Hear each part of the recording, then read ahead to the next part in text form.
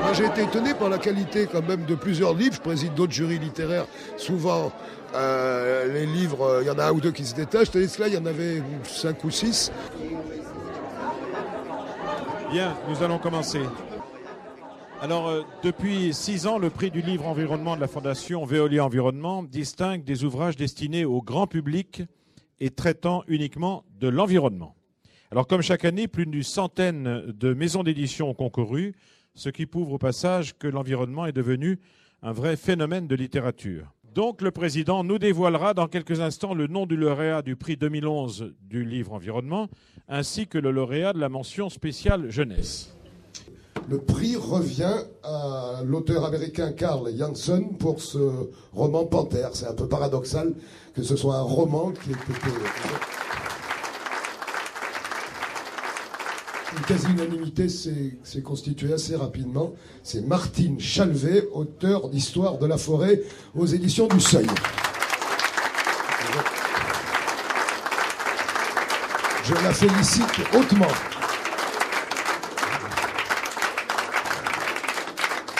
C'est incroyable le nombre de choses que j'ai apprises en lisant ce livre. Je croyais connaître un tout petit peu les forêts, mais je connaissais rien du tout. Juste un petit mot pour dire que ce livre sur la forêt pourrait sembler loin de l'univers de Veolia, qui est plus familier de l'univers urbain. Mais en le lisant, d'abord en découvrant plein de choses, on découvre aussi les très nombreuses analogies, notamment sur ces problématiques de développement durable qui existent entre la forêt et la ville. La forêt qui est un espace naturel, bien évidemment, mais un espace culturel, un espace économique, un espace social, un espace imaginaire, poétique, et donc un espace politique.